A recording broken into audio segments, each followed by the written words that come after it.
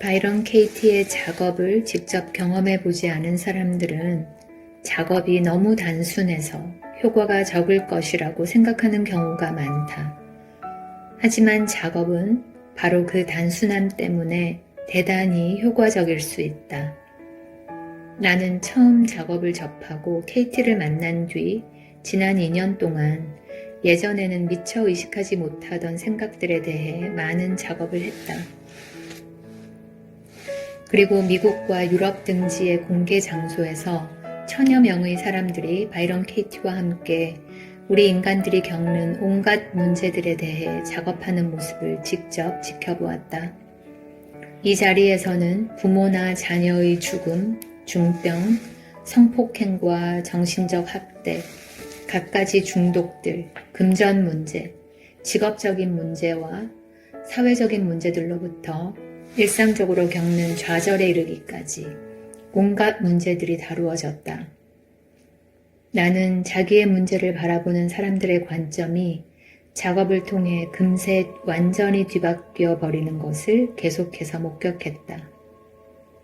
생각이 바뀌면서 문제들도 사라졌다. 고통은 우리가 선택하는 것입니다. 라고 케이티는 말한다. 약간의 불편함이든 극심한 슬픔이나 분노, 절망이든 스트레스를 주는 느낌을 경험할 때는 언제나 우리가 의식하든 못하든 그런 반응을 일으키는 어떤 생각이 원인으로 작용하기 마련이다.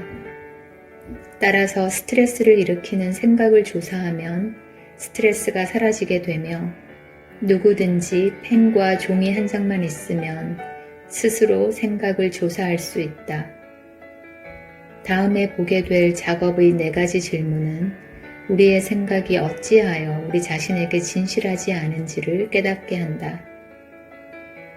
케이티가 탐구라고도 부르는 이 과정을 통해서 우리는 자신이 믿거나 당연하게 여기는 모든 관념과 판단들이 사실은 참된 현실을 왜곡한 이야기임을 발견하게 된다. 자신에게 정말로 진실한 것 대신에 생각을 믿을 때 우리는 고통이라는 괴로운 감정들을 경험한다. 고통은 우리가 어떤 생각에 집착하고 있음을 알려주는 자연스러운 경보 신호다. 이 경보를 듣지 않을 때 우리는 고통을 삶의 불가피한 부분으로 받아들이게 된다. 그러나 고통은 불가피한 것이 아니다. 작업은 선의 공안이나 소크라테스 문답법과 놀랍도록 유사한 점들이 있다. 하지만 그것은 동양이나 서양의 어떤 전통에서 유래한 것이 아니다. 그것은 어느 것도 만들어낼 의도가 없었던 한 평범한 여성의 마음에서 나왔다.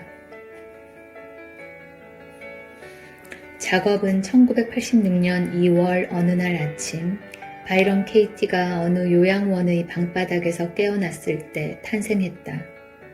캘리포니아 남부의 사막 고원지대에 살던 그녀의 나이 43살 때였다.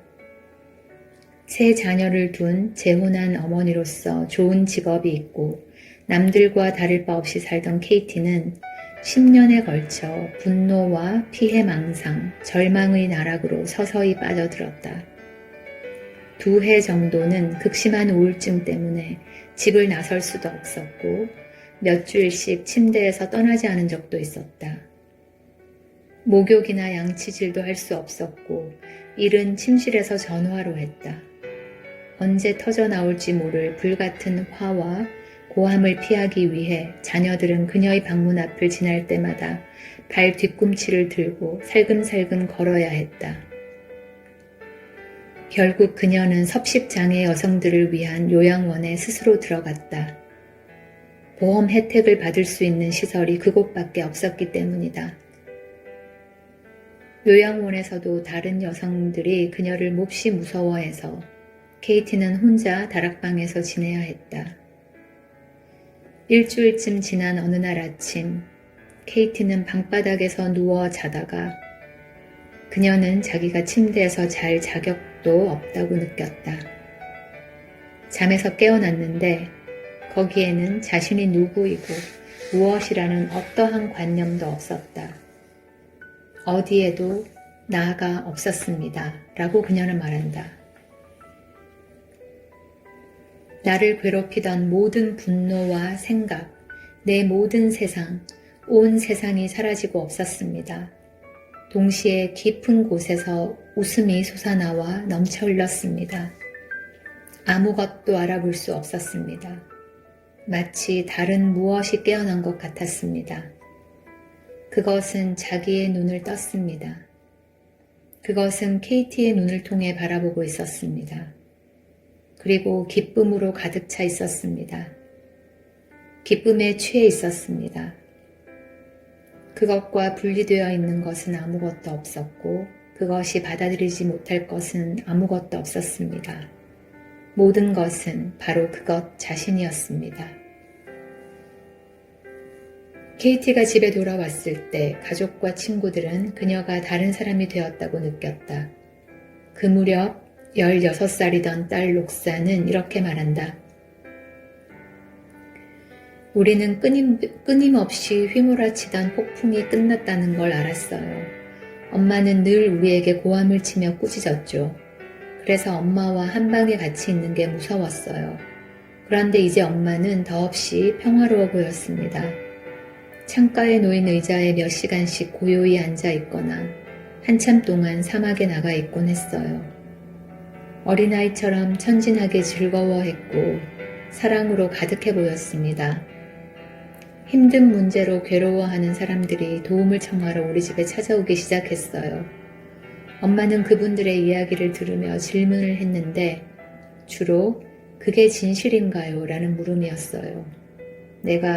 내 남자친구는 더 이상 나를 사랑하지 않아 와 같은 문제들 때문에 비참한 심정이 되어 집에 돌아오면 엄마는 그런 일은 불가능하다는 듯이 나를 바라보며 묻곤 했죠. 얘야, 어떻게 그게 진실일 수 있니? 마치 내가 방금 우리는 중국에서 살고 있다고 말한 것처럼요. 케이티가 완전히 달라졌다는 것을 알게 된 사람들은 대체 그녀에게 무슨 일이 일어났던 것인지 궁금해하기 시작했다. 기적이라도 일어났던 것일까? 그녀는 그들의 궁금증을 속 시원히 풀어주지 못했다. 그녀가 자기의 경험을 알아듣게 설명할 수 있게 된 것은 꽤 많은 시간이 흐른 뒤였다. 케이티는 자기의 내면에서 깨어난 자유에 대해 얘기했다. 그리고 생각들에 대해 질문을 하자 어떤 생각도 진실이 아님을 깨닫게 되었다고 말했다. 요양원에서 돌아온 뒤 얼마 지나지 않아 케이티의 집은 그녀에 대해 전에 듣고서 배우러 찾아온 사람들로 북적대기 시작했다. 케이티는 자유를 원하는 사람이면 누구나 그녀의 도움 없이도 스스로 탐구할 수 있도록 특정한 질문 양식을 만들었다. 얼마 후 그녀는 가정집에서 열리는 작은 모임들에 초대되기 시작했다. 초대한 사람들은 그녀가 깨달았는지 묻는 일이 많았는데 그럴 때면 그녀는 이렇게 대답했다. 나는 그저 고통을 일으키는 것과 그렇지 않은 것의 차이를 아는 사람일 뿐입니다. 1992년에 케이티는 캘리포니아 북부에 초대되었다. 작업은 그곳에서부터 빠르게 전파되었다. 케이티는 모든 초대를 받아들였다. 그녀는 1993년부터 거의 쉬지 않고 여행하며 교회, 시민문화회관, 호텔 회의실 등에서 사람들에게 작업을 권하고 있다.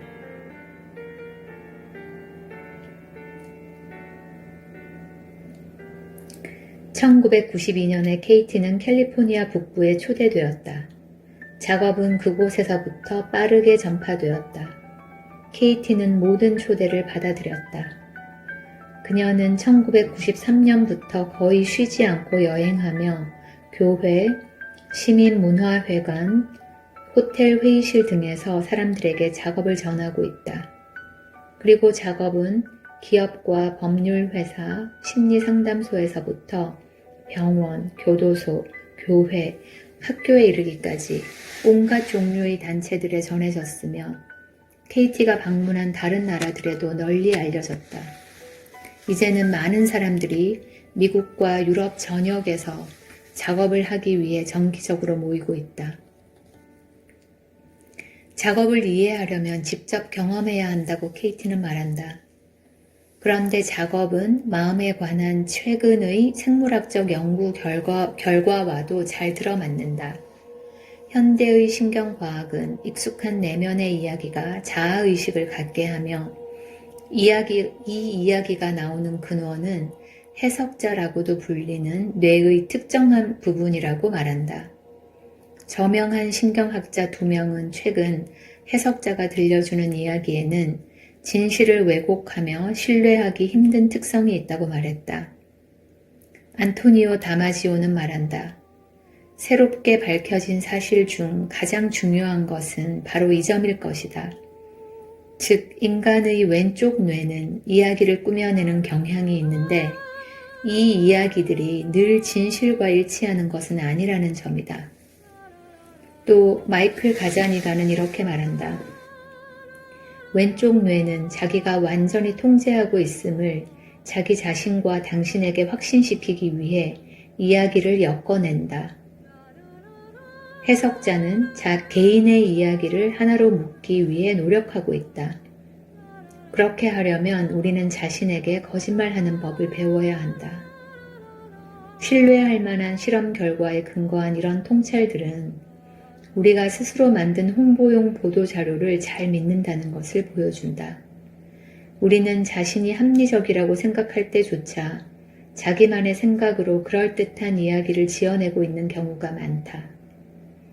이런 성향은 우리가 어떻게 해서 고통스러운 자리로 빠져드는지를 설명해주며 케이티가 고통의 한가운데서 알아차린 사실도 이것이다. 그녀가 발견한 스스로 질문하는 법은 마음의 다른 능력을 이용하여 마음이 스스로 만든 함정에서 빠져나오는 길을 발견하게 한다.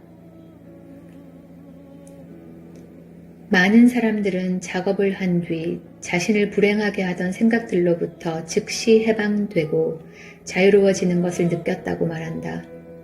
그러나 작업이 일시적인 경험에만 머무른다면 실제보다 훨씬 쓸모가 없을 것이다. 작업은 일시적인 미봉책에 불과한 것이 아니라 계속할수록 더욱 깊어지는 깨달음의 과정이기 때문이다.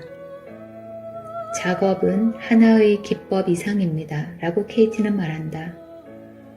그것은 우리의 내면 깊은 곳으로부터 우리 존재의 본성을 되찾게 합니다. 작업 속으로 더 깊이 들어갈수록 그 힘을 더 많이 깨닫게 된다. 한동안 작업을 실천해 본 사람은 얘기한다. 이제는 내가 작업을 하는 게 아니라 작업이 스스로 이루어집니다. 또한 의도하지 않아도 마음이 스트레스를 주는 생각을 스스로 알아차리고 고통을 일으키지 않게 한다고 말한다. 그들은 현실에 대한 불만이 사라지고 사랑만이 남아있음을 깨닫는다. 자기에 대한 사랑, 다른 사람에 대한 사랑, 삶이 가져오는 모든 것에 대한 사랑, 지금 있는 것에 대한 사랑은 숨쉬듯이 쉽고 자연스러워진다.